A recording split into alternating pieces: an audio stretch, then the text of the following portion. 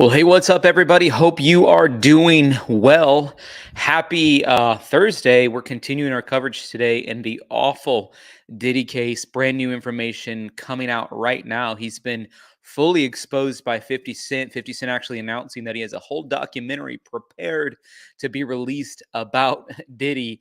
Lots of just crazy information, and we're going to continue to unpack and cover it tonight. But for example, one of the pieces of those information that was coming out is that Diddy had secret cameras in every single room of his house.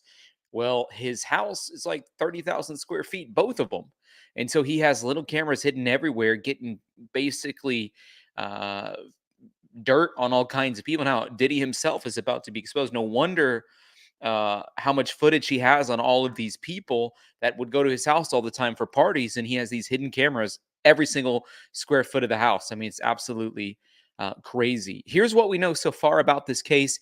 Diddy's homes in Los Angeles and Miami were raided by Homeland Security. I'm curious if he has other homes. Does he only have those two homes, or are there more? Anyways, they were raided amid a possible connection with an ongoing sex trafficking investigation. We know that the level of force that they put forward means that this isn't just something that they're doing on the whim. This isn't a wellness check. This isn't just a little bit of a knock on the door. This was a well orchestrated, well documented raid in which they would have, from a grand jury, a secret grand jury, would have had to been given probable cause based on facts and information that they've been collecting. So we know that it's likely going to wind up in charges, several charges for Diddy and others that are named, which, by the way, today, something that has been named as TD Jakes is on the list of potential people as well that are involved in this. So we're going to continue to unpack that and break that.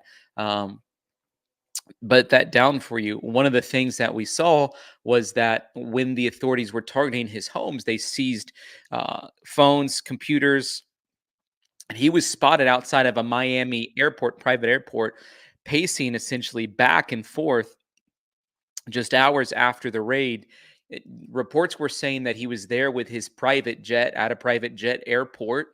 And one of the things that we know is that that airplane took off from Los Angeles and it flew to Miami. And I was just thinking it's possible that some evidence left his house. Tell me what you think. Left his house in LA on that plane with him, got to Miami, and probably attempting to pick up more evidence to fly it out of the country. That's kind of what I was thinking went down in those moments. You guys can tell me what you think in the comment section, but that's what I was thinking. Brendan Paul, who's a music producer and basketball player, was arrested on drug charges at a Miami airport while attempting to board Diddy's jet. Paul's been accused of being a drug mule for Combs in a federal lawsuit. At least four Jane Does and one John Doe, have been interviewed by the New York prosecutors in connection to sex trafficking allegations and, even worse, a RICO case. I mean, I say worse because, I mean, that's multiple charges, and it just shows that he actually probably was doing sex trafficking because he's trying to cover it up with organized crime, which is what the RICO violation is, which means he probably was running a sex trafficking ring or something similar. I mean, it's absolutely terrible what we're reading about. Combs' ex-girlfriend Cassie filed a lawsuit against him in November of 2023 on several allegations, including the R word and physical abuse for over a decade. Combs and Cassie settled the lawsuit one day after she filed. I wonder how much money he sent her to pipe it down. In November 2023, the rapper was accused of drugging, filming, and sexually assaulting a woman on a date in 1991. In other words, this has been going on for 32 years, accusations of this type of behavior. The lawsuit describes how Diddy drove the alleged victim to a music studio where she could not get out of her car before taking to a place where he would try to SA her. A third woman filed a lawsuit in November 2023 claiming that he and singer-songwriter Aaron Hall took turns SAing them in the early 1990s. The woman listed as Jane Doe in the lawsuit claimed that a couple of days after the assault, Combs came to the house where he and her friend were staying and violently attacked her. And then in December of 2023, Diddy was hit with a fourth sexual assault charge that accused him and others of actually assaulting a 17-year-old girl in a New York City recording studio after drugging her and supplying her with alcohol. So as we're going through all of these little bits of information, I'm telling you guys, this is a bad scenario, and it doesn't end there. I mean, a lot of people don't know this, and we're going to unpack it today. But there was a time period when Justin Bieber was just a kid. He spent, I think, 2 full days living with Diddy, where Diddy was bribing him with fancy cars. When Usher was 13, he moved in with Diddy, and I'll play a clip of that. But he moved in with Diddy at age 13, and Diddy actually became the legal parental guardian of Usher when Usher was 13. I'm just here to tell you there's something about that that just doesn't add up in my mind. And by the way, as you guys are tuning in, I'd love to know where you're watching from. If you don't mind, just put it down in the comment section. Let me know where it is you're tuning in from. I'm coming to you live, as you guys can tell, from Nashville, Tennessee. Beautiful city. But as you're tuning in, I'd love to know where it is you are tuning in from, and also let you know that we're totally crowdfunded. We are one of the only channels on all of the internet that actually cover cases like this from a Christian and spiritual perspective. And I think it's very important, but it takes funding to be able to do that.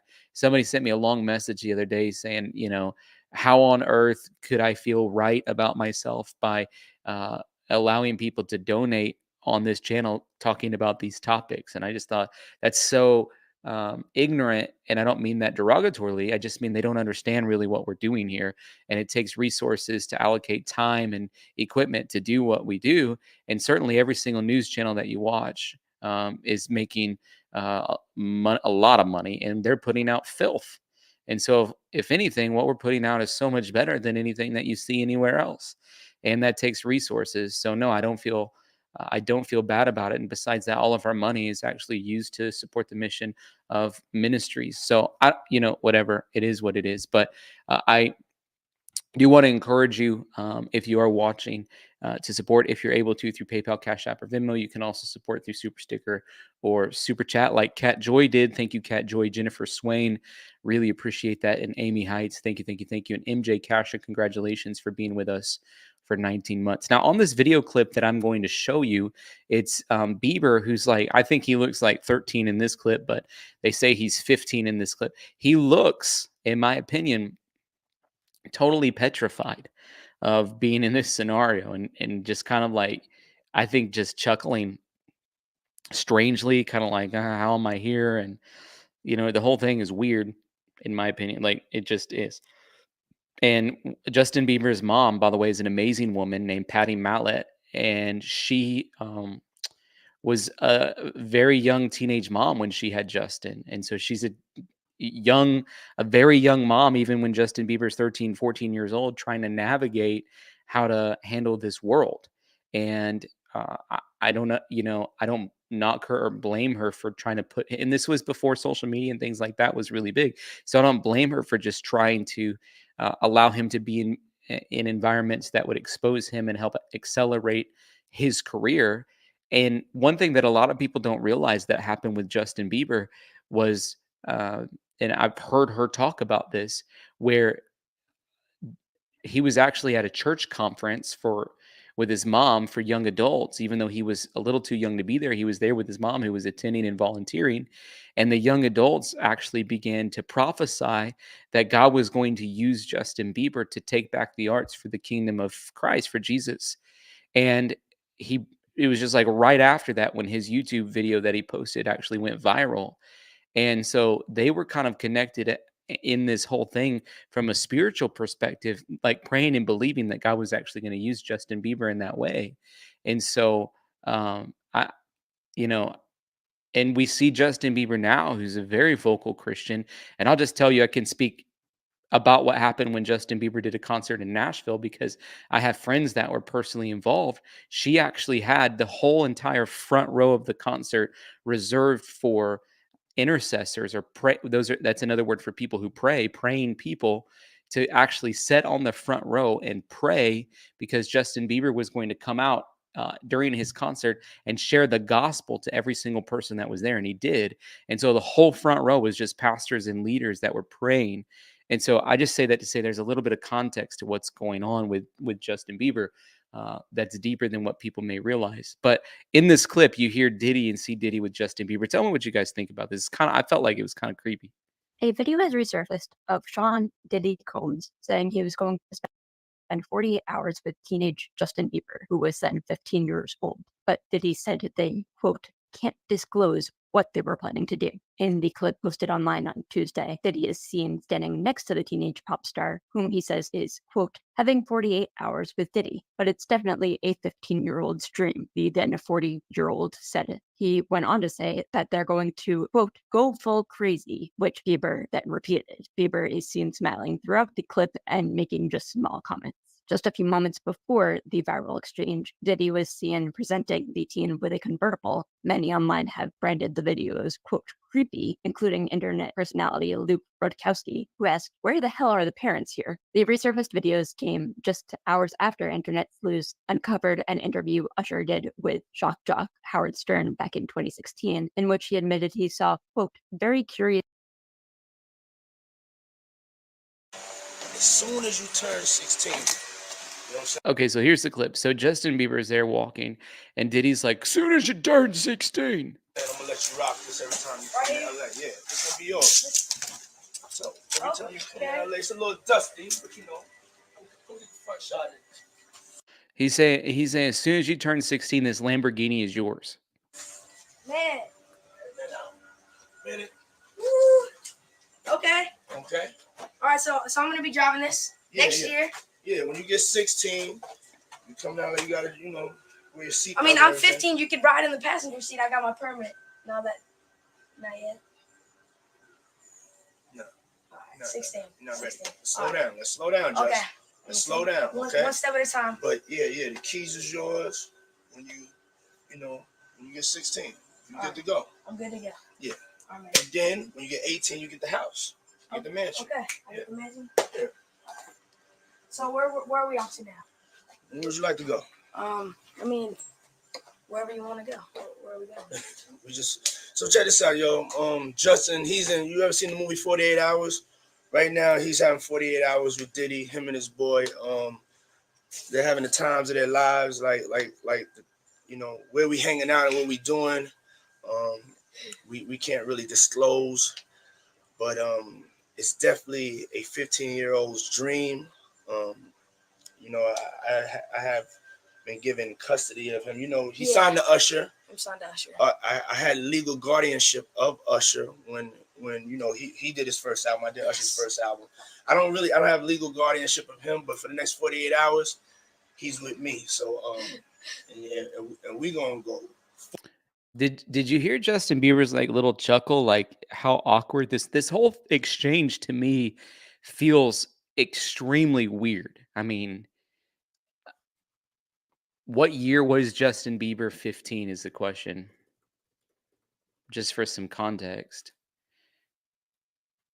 What year is Justin Bieber born? He was born in 1994, so would that be 2009? I mean, that would he's given a Lamborghini to a 15-year-old. And he's about to give him a mansion. He's about to say, and then when you turn 18, this mansion's yours.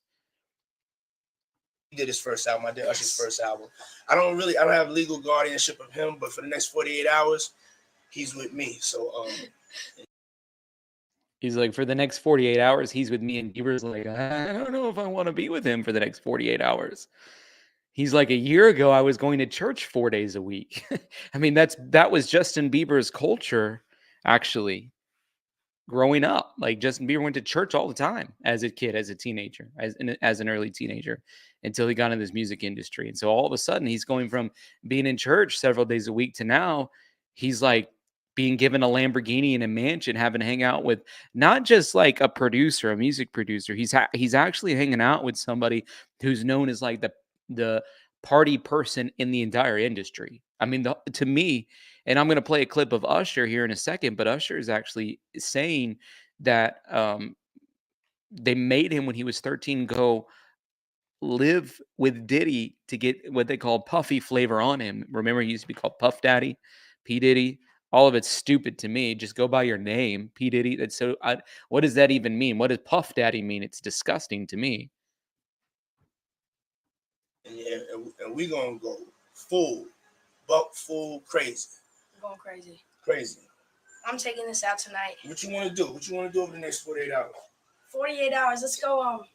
Let's just go get some girls. Let's go hang out with some girls. A man after my heart. That's what I'm talking about, kid. Golly, that's just weird. That it was just weird. He said, "What do you want to do?" He said, "Let's go get some girls." He's like, "A man What after you my want to do own in the heart." next 48 hours? 48 hours. Let's go. Let's just go get some girls. Let's go get some girls. A man after my heart. That's what I'm talking about, kid.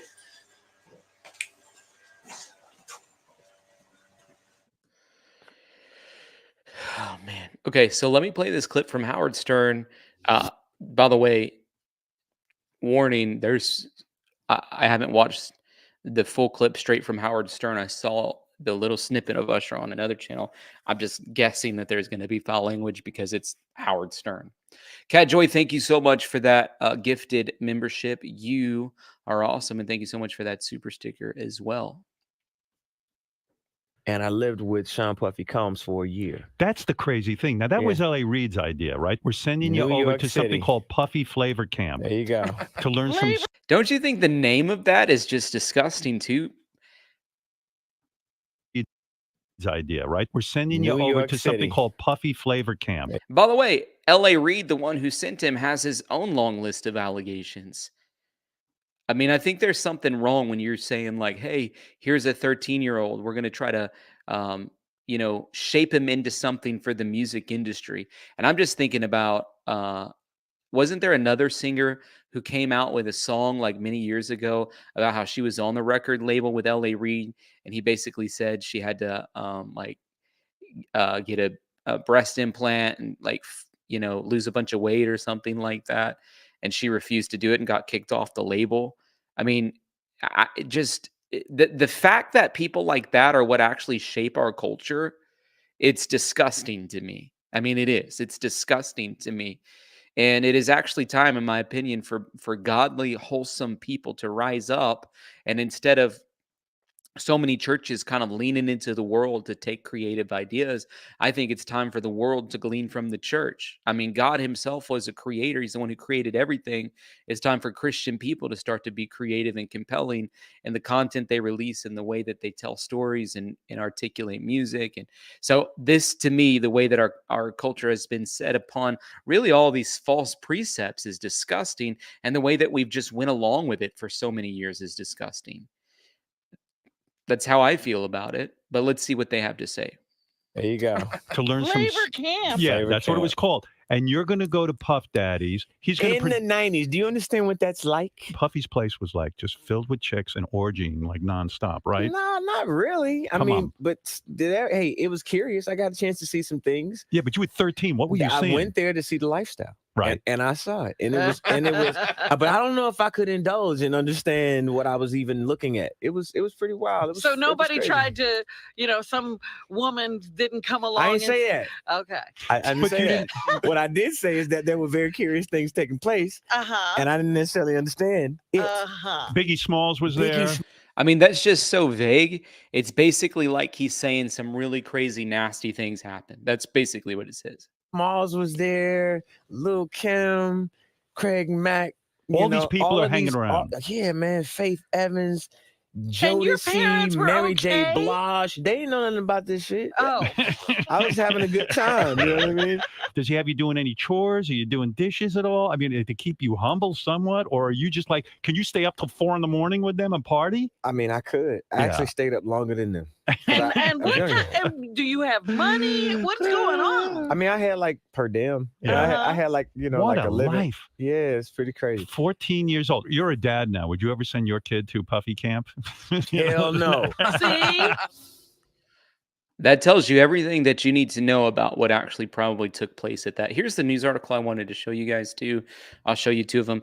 Diddy's, let's pause that video. Diddy's home reportedly fitted with hidden cameras in every room. Okay, there's one article. Here's another article. That's from Yahoo. This one's from Newsweek.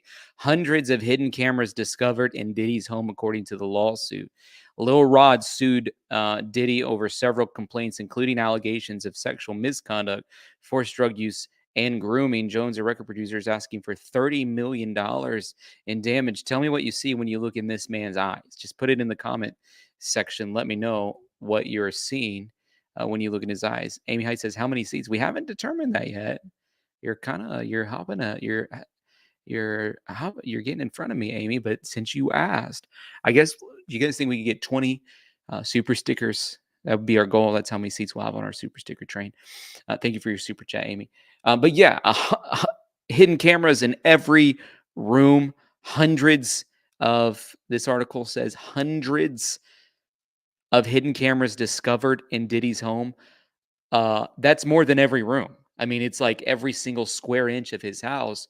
I wonder how many there would be even in the bathrooms. Okay, that's what I would ask. While living and traveling with Diddy, Mr. Jones discovered that Diddy had cameras in every room of his home. Every room of his home. They're very technical, I would say, in this court document. They wouldn't say every if they didn't mean every. The court documents allege that Combs operated a sex trafficking venture with his chief of staff and his 30-year-old son, Justin Dior Combs.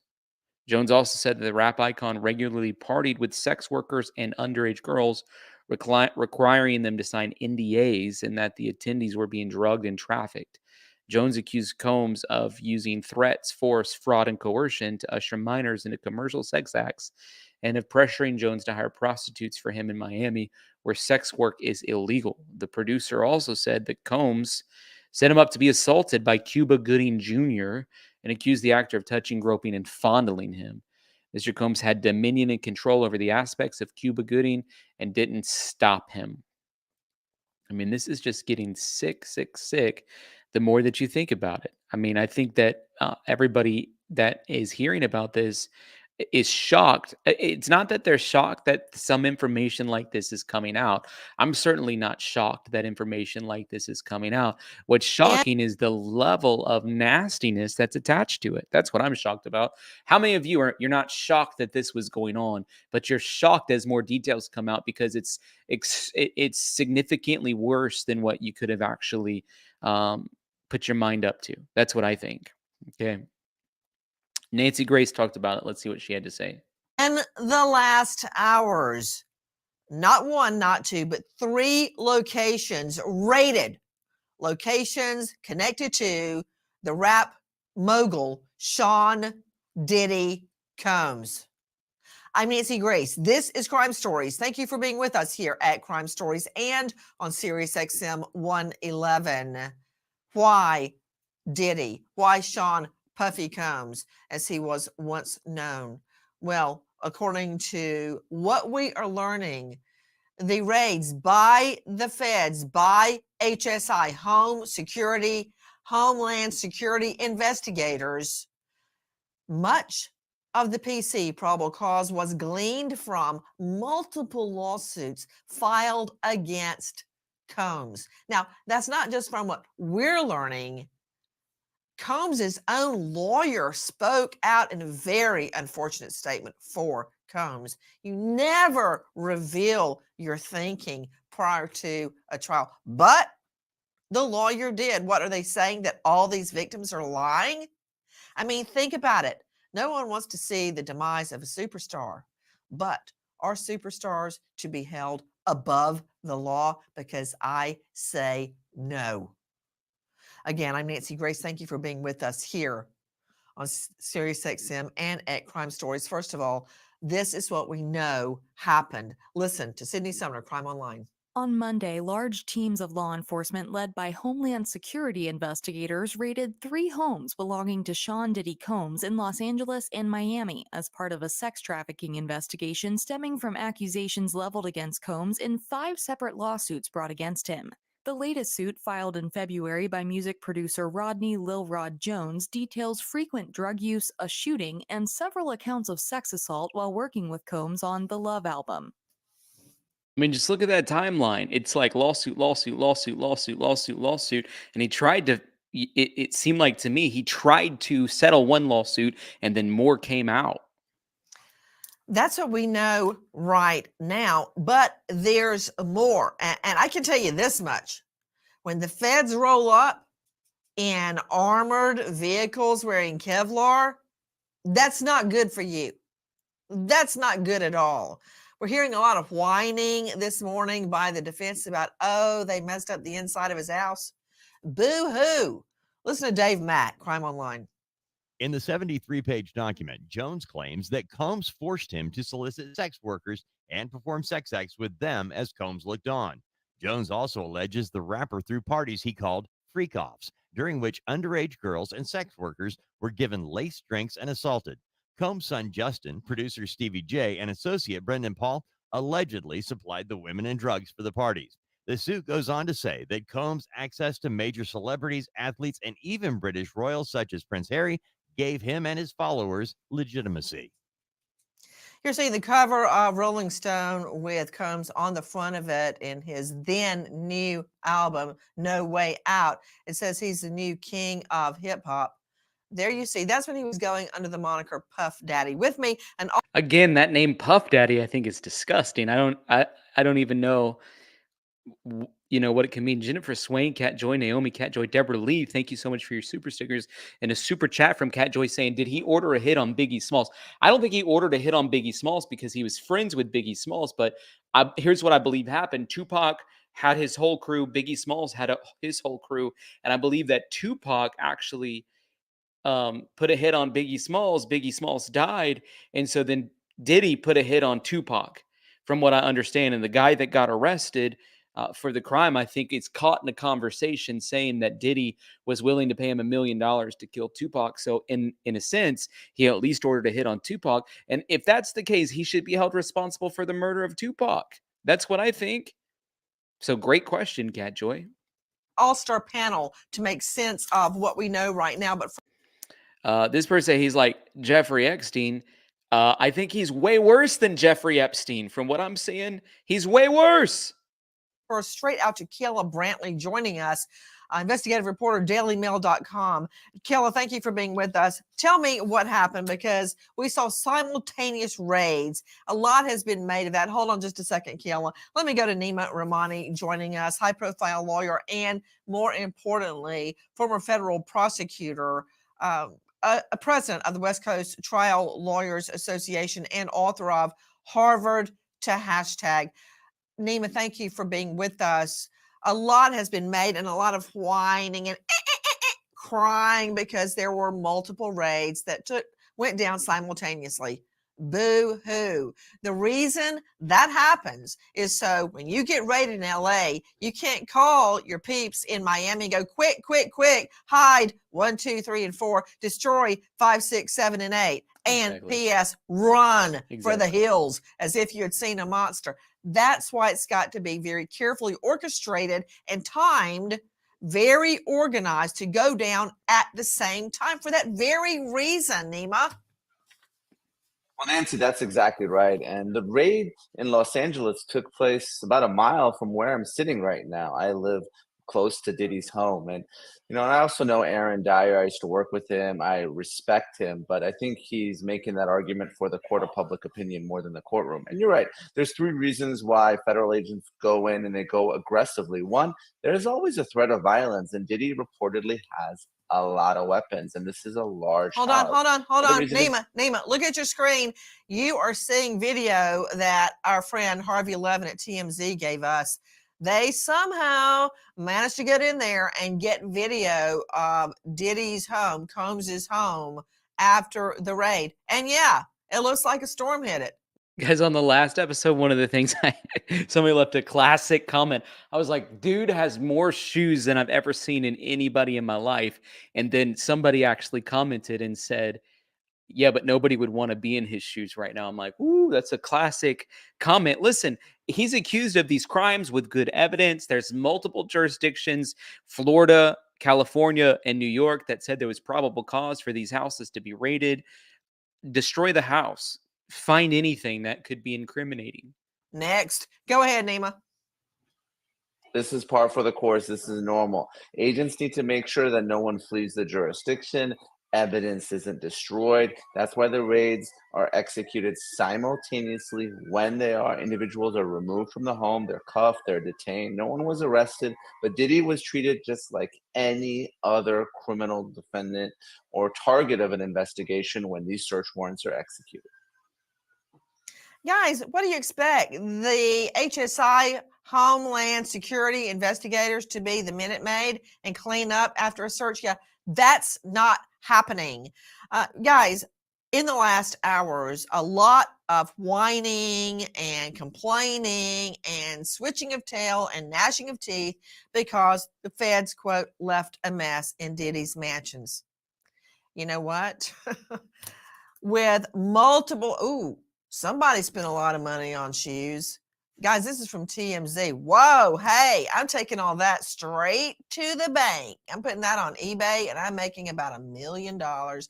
This is Combs's home after the search. Hey, I'm really surprised all the clothes are still hanging on the racks. To me, that's preferential treatment because on searches that I have been on and conducted, nothing is left unturned. Yeah, no stone should be left unturned. Rebecca says another sicko, R. Kelly, but with more money. In my opinion, he did to his kid's mom too. You're probably right. A lot of people are coming out and saying that right now. I agree. Cat Joy, thank you for gifting those memberships. I just want to remind people too, if you're watching, don't forget to hit that subscribe button because we're going to be giving out as much information as possible about this case in the coming days. So hit that subscribe button. That way you'll be notified when we go live.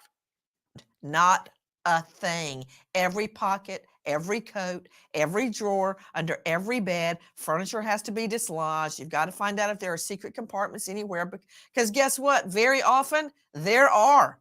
It's amazing what people will do to hide contraband or evidence. What evidence am I talking about? I'm talking about videos, potential videos of underage girls and boys in the middle of sex acts. Well, he had 100 cameras in his house. An underage child, some jurisdictions under 18, some under 16, some under 15, cannot consent to sex activity. So even if they appear to be willing in a video, does anybody remember R. Kelly, for Pete's sake, where he urinated on a teen girl? Yeah, that's not consensual. I don't care what she said at the time. Videos that could easily be hidden, even if they are in physical form. For all I know, they're just on a computer. That's why every computer, every laptop, every phone, every iPad, everything has to be seized. And you know what I'm waiting on?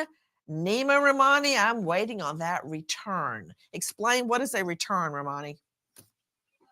So there's a search warrant and an application, and when the search warrant is executed, there's a return that's filed with the court, and it identifies all the property that's been seized. And like you said, Nancy, what they're looking for here is evidence of sex trafficking and the production of child pornography. Reportedly, if you believe these civil lawsuits, not only were they sex acts, they were recorded. That's a crime, both in terms of the act and the recording. And we're talking about mandatory minimum sentences. So it's just probably going to be a matter of days before Diddy is indicted, an indictment is unsealed. So this is all going to become public. Wait. Let me see, Ramani. Put him up. Ramani. Again, you're reading like, you sound like you're reading out of the Farmer's Almanac about the crop report for next year. Listen. Sean P. Combs has been targeted. Now, everybody keeps saying he's not the target. That's BS because these are his homes. Yeah, exactly. On two sides of the country. Exactly. The people at his homes were put in handcuffs during the search, and that is SOP, standard operating procedure, so nobody gets shot. There's a lot of whining going on about that too. But in a home where you are looking for guns, you do not leave the inhabitants free to grab a gun and start shooting. So stop whining about that too. I mean, he has beautiful homes, but she's exactly right. Like, of course, there's going to be a public relations campaign that's launched by some probably high-priced firm that he pays to come out and say, he's not the center of these allegations, blah, blah, blah. Excuse me. They're searching both of his homes. Of course, he's the center of this. And you had people like Cat Williams come out just a couple of months ago saying that Diddy has a reputation for doing this. And then if you start to unpack it, there's been people for the past decade that says Diddy has a history of doing stuff like this. And so I think that the incriminating information that Diddy has puts him in harm's way because there's a lot of people he probably has dirt on.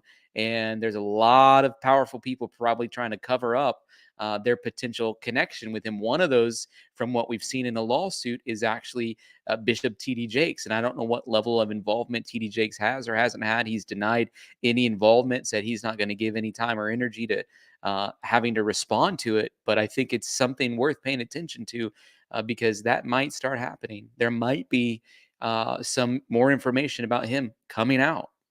Combs is facing an indictment. I'm agreeing with you. This is a big deal. We're not reading the crop report for 2025.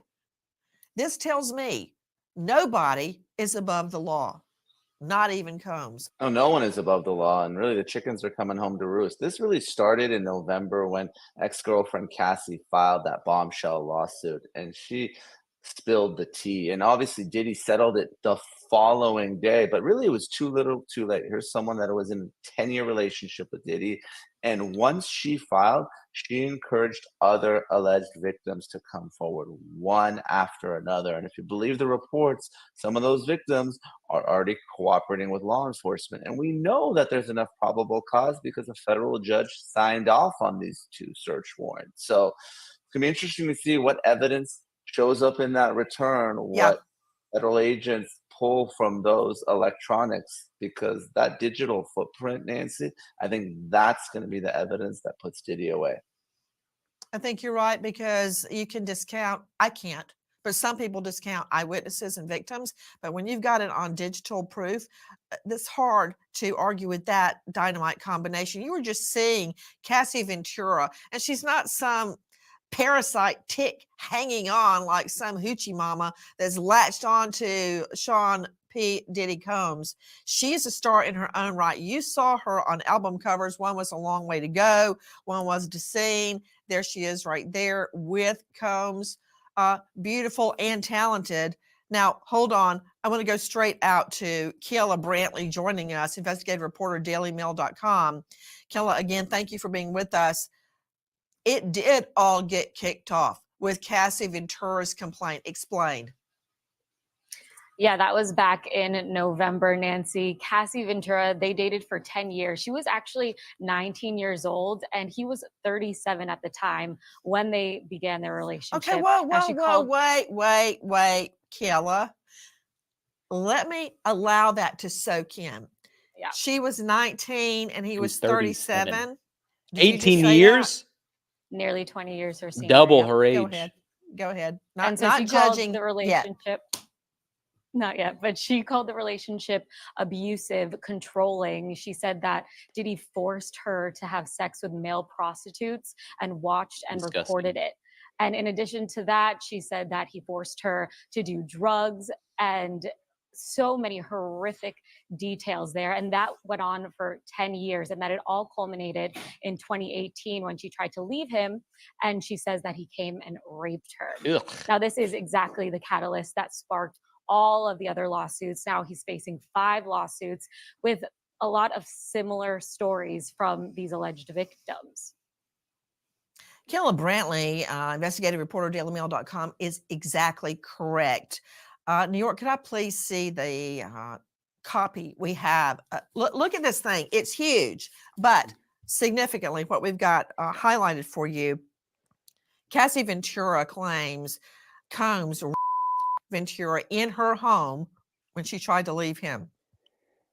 Often punched, beat, kicked, stomped her, resulting in bruises, burst lips, black eyes, and bleeding.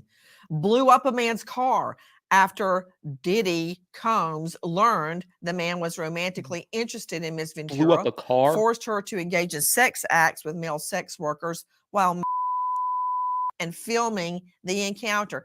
Okay, yeah, that is a video. If it can be found, this jury will absolutely see Combs and filming the encounters of Miss Ventura being forced into sex acts with male sex workers. That he ran out of his apartment with a firearm in pursuit of a rival industry exec. Whose car did he blow up? Ventura carry his firearm in her purse and introduced Miss Ventura to a lifestyle of excessive alcohol, drugs, and required her to procure illicit prescriptions to satisfy his own addictions. I'm reading directly from her lawsuit. Now, remember, that is a private lawsuit. That is not a public government document. So you got to take everything that an ex claims against another ex with a box of salt. But wait a minute. Isn't it true, Kayla Brantley, that she sued him for about $30 million and they settled? Combs actually They paid settled her off to get rid of the They lawsuit? settled. Yep, they settled the next day. As soon as the lawsuit was filed, the That's news pretty broke. telling to The me. next day, they settled the lawsuit for an undisclosed amount. She was seeking $30 million, but we don't know how much they actually settled for. Both of them came out with statements saying that they wanted to settle things privately. But in Diddy's statement, he absolutely did not admit any fault. He said that this was handled privately and wanted to move on. He called the allegations baseless. And we've seen that pattern just now with the raids on his house. Yeah, you're right. That's the same kind of thing they're claiming right now, Kayla Brantley. Guys, this is just one of multiple lawsuits filed against Combs. Sean P. Diddy Combs, also known as Diddy, also known as Puffy. Let's think about this thing. Joining me is Shannon Henry. She is the president and founder of SASS Go, Surviving Assault, Standing Strong. It's a nonprofit. Shannon Henry, oh, by the way, you can find her at sassgo.org. Shannon, thank you for being with us. There are multiple lawsuits, 5 that I can think of, against Combs, all claiming sex assault and forcing the victims into sex acts. Now, that's one thing, 5 claims. And correct me if I'm wrong, Kayla Brantley, because I've got a ton of documents and information I'm trying to absorb. Yep. But here's the thing, Shannon Henry. When you have one victim, it's easy for the defense to say, that's a he say, she say. Like, what is that, the defense? It's a he say, she say. Of course it is. But when you have 2 victims, then 3, then 4, then 5, then is the jury supposed to believe they're all lying and he's the only one telling the truth? Actually, that worked in the Michael Jackson case, so it could work. But typically in front of juries, a group of victims, such as in Harvey Weinstein, such as in Jeffrey Epstein, who do you such as Bill Cosby, what do you disbelieve the cadre of victims and choose to believe the defendant?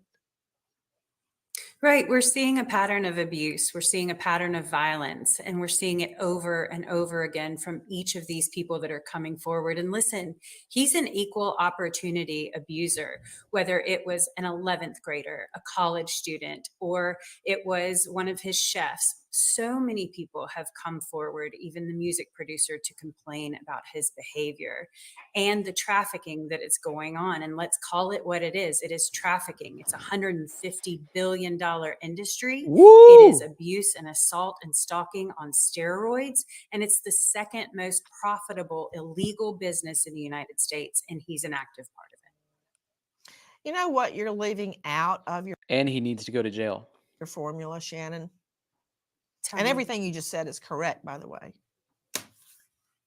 I remember my first human trafficking case. Then it was called statutory rape. The girl had just turned 14. I'm getting chills on my arm right now. And I looked and I looked and I looked for her. Couldn't find her.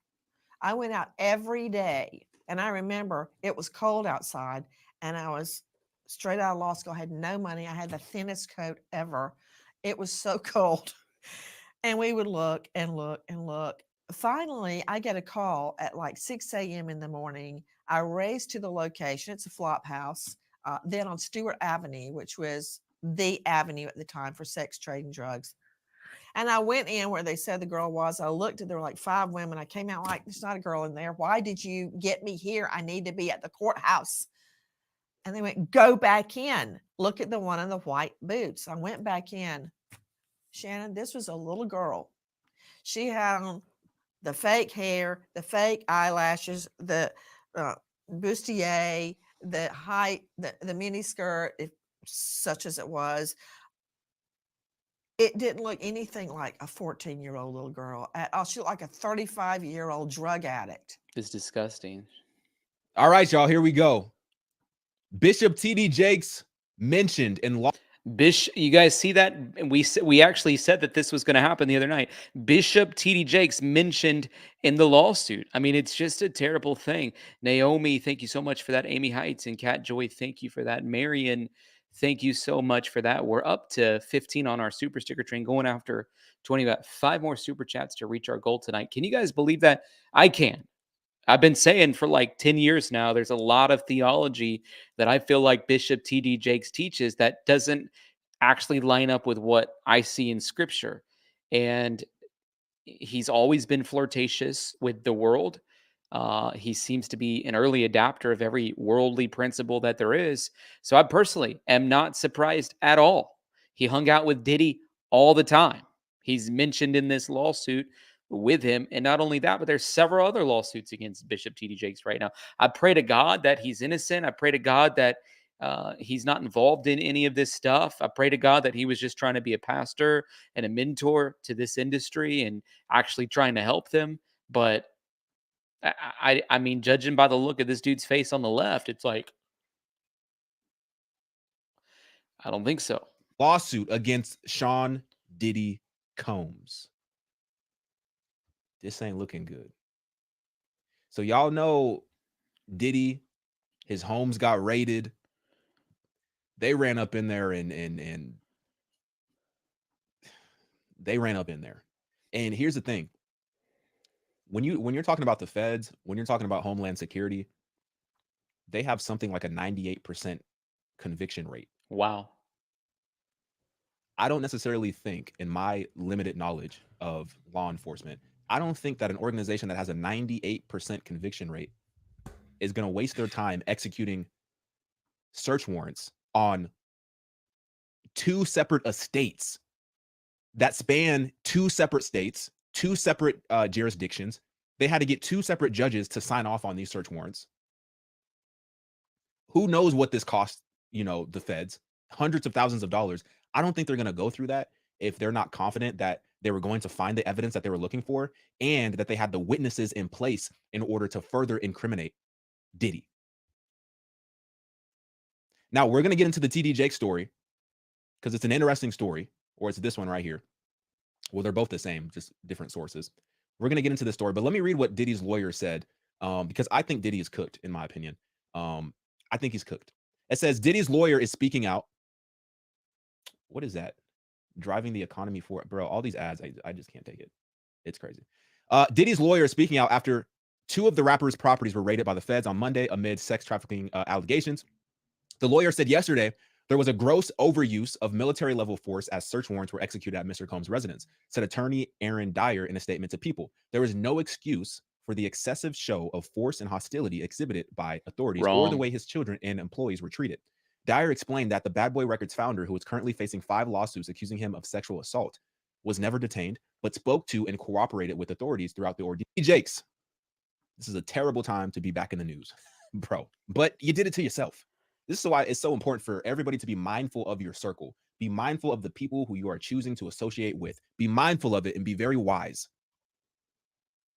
It says T.D. Jakes, influential pastor of Dallas megachurch The Potter's House, has been mentioned in a lawsuit against embattled music mogul Sean Diddy Combs. On Monday, producer Lil Rod alleged in a lawsuit that Combs engaged in multi-year sex trafficking ventures.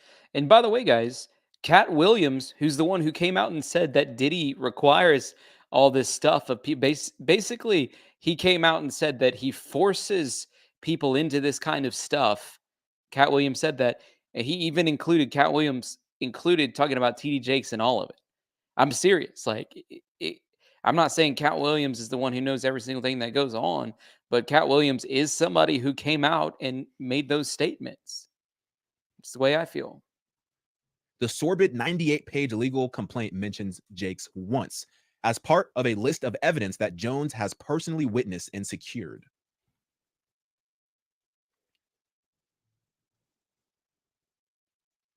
Jones' accusations are related to multiple allegations of sexual assault against Combs, including a suit filed in November by Cassie Ventura, Combs' former girlfriend. Earlier this week, agents raided his home. We already read that part. In the suit filed Monday, Jones claimed that he has irrefutable evidence that detail how Combs planned to leverage his relationship with Bishop T.D. Jakes to soften the impact of his public image of Cassie's lawsuit. No allegations of wrongdoing were made against Jakes in the suit. It says the Rose Report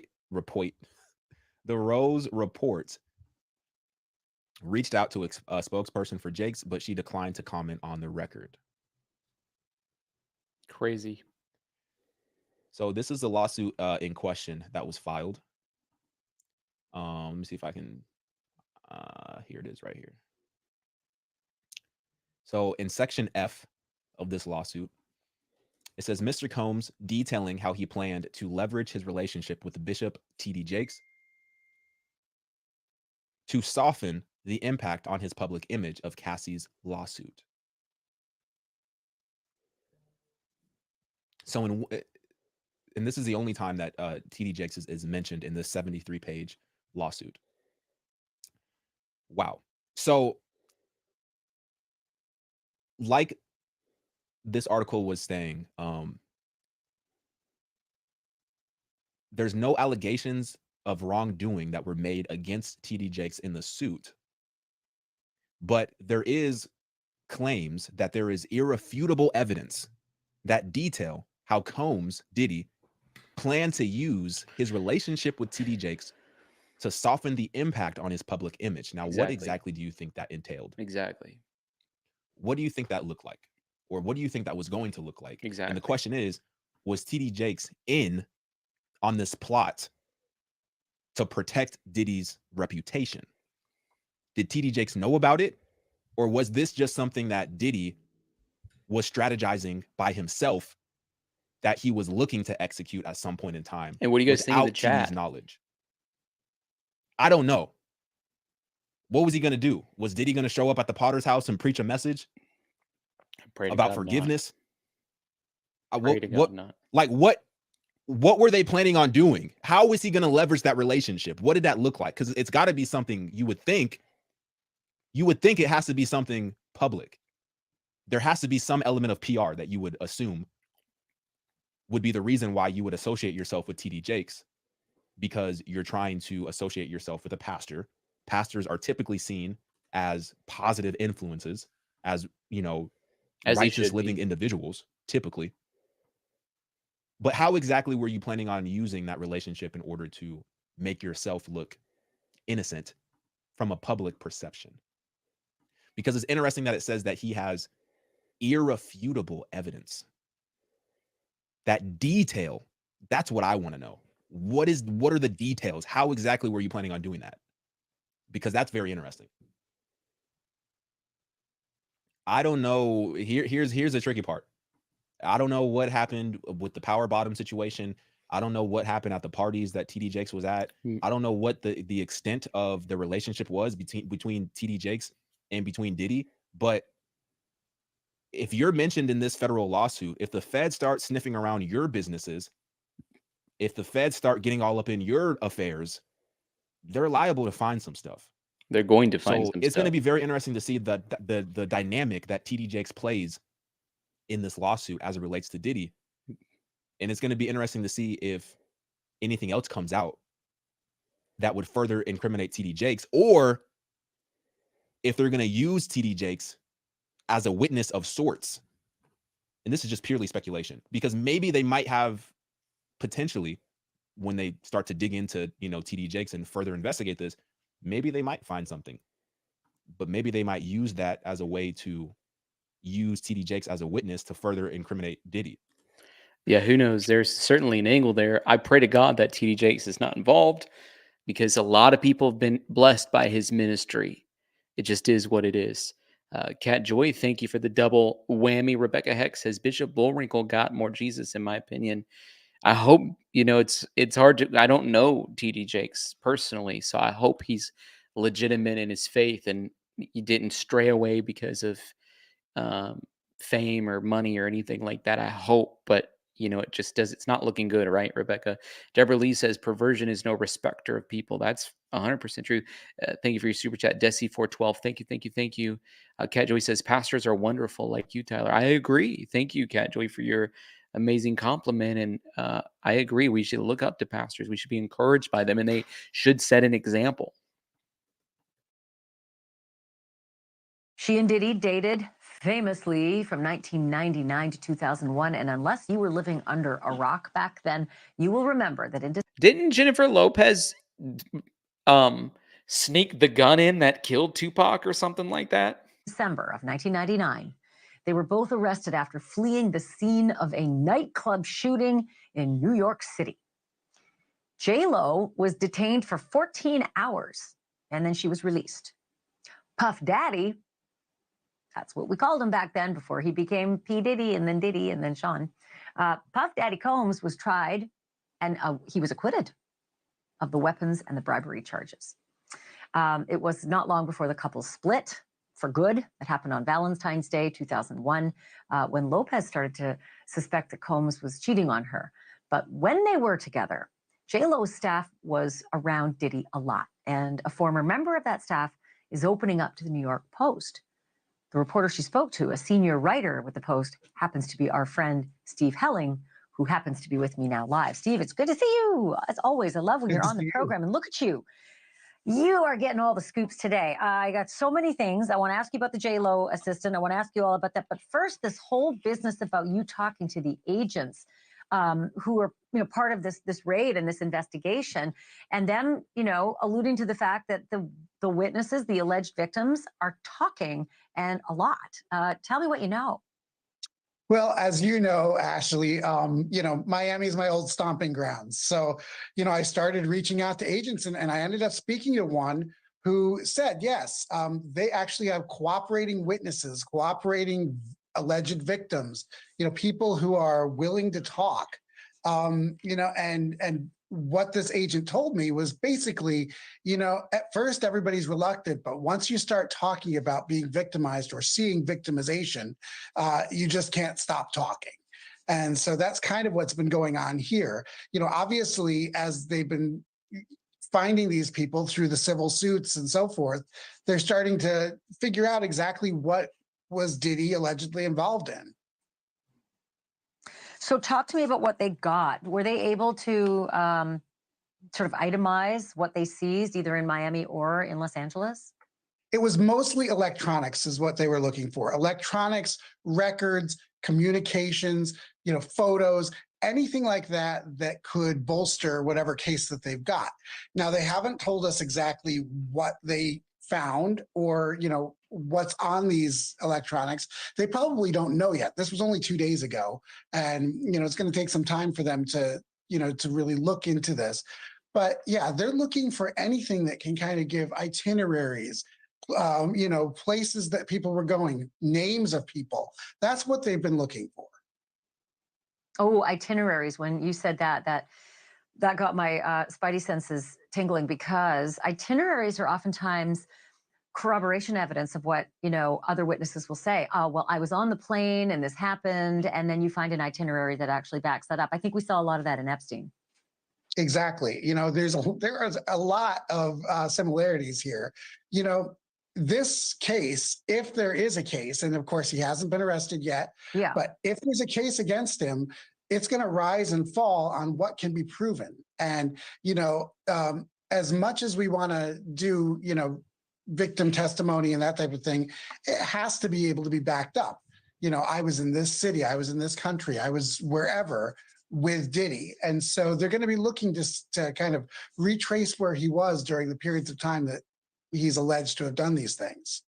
I think he's likely guilty. Now, I want to remind you guys of something, this Justin Bieber footage right here. By the way, this is posted on Justin Bieber's account. He said, I told you guys I produced a song for Diddy and I wanted to show him to get his attention. Best fans in this world. Where this past weekend I spent 48 hours. Here's some of the action. Thanks for the car, Puff. Haha. Justin Bieber is a 15-year-old small town kid from Stratford, Ontario, who posted videos on YouTube for fun. was discovered at age 13. And so we kind of went over this, right? Like, it's like 8 hours. Diddy gives him Right now, a he's having car, 48 and hours with Diddy, him and his boy. They're having the times of their they're lives. chatting it up, Like and Bieber looks super awkward, right? Here's an article about Bieber that I thought was interesting. It says recently Justin Bieber was all over the news for abruptly canceling the rest of his Purpose tour. This was a few years ago, obviously. While his fans and media were angry at him, he never stated a reason for his decision publicly. And now it seems like we finally know the real reason. If the last few months Justin become a more active member and a regular member of a Bible study in Beverly Hills, he joined a church that used to be called City Church, which was in Seattle, and then they launched a Beverly Hills campus. It's now called Church Home. The leader of that church is a guy named Judah Smith. And after Bieber had this terrible experience, he actually went and stayed with the pastor for several months. He went and kind of deep dove into church and shut out the industry life. It says last week, again, this was a few years ago. Like I'd say 6 years ago, he shared a horrific story with other Bible study members, explaining why he felt like he had to quit his tour and take a break from the music industry. It says he was attending a party with many other producers, agents, and important people in the industry. A young boy was brought into the party for sexual gratification of the elite, and he was encouraged to sexually abuse it. And he said, I didn't want to do this. I really didn't. They said this kid was drugged. It was horrible. Bieber said, explain it was made clear to him that he would gain entry into the business side of the industry if he joined the club by passing initiation rites. He said, I wouldn't just be a performer, I'd be a mogul. That path would be open for me like it was Jay-Z. It's the difference between being a millionaire and a billionaire. And as shocking as these details are, they really show the dark side of the music industry. Justin was encouraged to take his career to the next level and join the club, just like Jay-Z and many others. Although he'd heard rumors about these kinds of rituals in the industry, Justin stated that he hadn't confronted it before on a personal level. He said, to join the clubs, I'd have to do the bad things to this kid, but then I realized that wasn't even enough for them. I'd also have to kill this child. They said this kid was AR'd by a few different people. They said he was bleeding. I got out of there, but I heard he died, and that haunts me. Several sources have confirmed it. When you look up the Bohemian Grove Club, Alex Jones actually uncovered it several years ago, and a lot of people actually said Alex Jones was making this up, but now it's just been proven he wasn't. Young children are drugged, brought into parties, asking for celebrities to abuse them.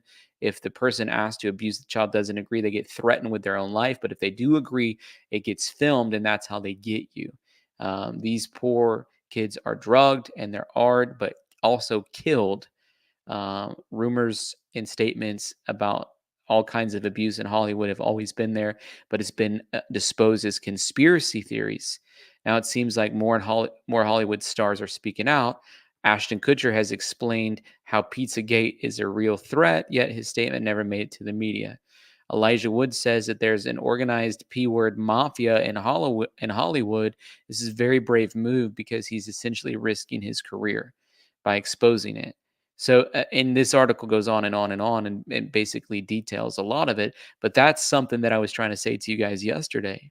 I mean, like, all of it, guys, is shady, shady, shady. Cat Joy, thank you so much for that, guys. We are in caboose mode on our stream. But if you guys think that this kind of stuff is made up, uh, certainly there's rumors to some of it, but I also think that is real. Some of it is real. Here's the Bohemian Grove thing. I don't want to go into it, but this has been proven that this is a real place that celebrities go.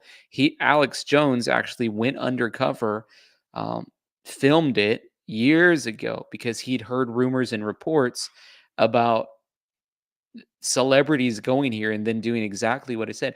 And for many years, people thought the whole thing was made up. And he actually went there and exposed it. And there were very famous celebrities there. There were very famous politicians there. I mean, it just really is a terrible thing. And they're doing actually rituals. And with the flames that eat thine effigy, we shall read the sign, ye shall burn me once again. I don't even want to say what they're saying out loud, but you guys could see they're doing chants at the bottom of the screen. Prince of mortal wisdom. blah blah blah. They're worshiping these idols and actually sacrificing things to these idols. And a lot of people don't think this stuff is real, but I was watching even the Joe Rogan podcast, and they had a guy on there who like goes and rescues pythons in the Florida Everglades, and or doesn't rescue pythons, but he basically catches them. And one of the things that happened was he actually uncovered, as he was searching for pythons, actual child sacrifice like areas. And so he was able to expose that, call the police, and get them involved. But this is the kind of stuff, guys, that reveals to our world that there actually is a spiritual element to all of this, and it's downright demonic. And the things that we've allowed ourselves to be influenced by, it's demonic. I'm just here to tell you, it is actually demonic. The Bible actually says that Satan is the prince of the airwaves. And you think about radio and music goes out over the airwaves. The internet goes out over the airwaves. That he may have dominion over those airwaves. And I'm just here to say that it's a very real spiritual thing, and we need to call it what it is. And we need to step back into alignment with the way that God created and asked us to be. And we need to focus on things that God wants us to do. Now, here's what I want to do tonight. We're ending the stream, but before we don't get off of the stream yet. Just stay with me for 10 more seconds. I want to just for a second pray for people that are victims of these awful, evil atrocities. Father, in the name of Jesus, we come together as a collective group of many, many people who are on the stream right now. And Lord, I pray your hand of protection and guidance are over people who've been victims of this situation and situations like this. Your word says you're close to the brokenhearted. So, Lord, I pray that they sense and feel your closeness. Even now, they sense and feel your love. Even now. And I thank you, Lord, that you are a God who's actually getting to the bottom of what's happened in evil pop culture and exposing it for what it is. And Lord, I pray that the church quits trying to take ideas from the world and instead uses the creativity that you've given us to make a difference. So I just bless that now in Jesus' name. Amen, amen, amen. Okay, guys. Well, that's pretty much all we have time for on the stream today. Thank you, Cat Joy, for gifting those amazing memberships today. Thank you, Jennifer Swain, for that super sticker on the caboose mode.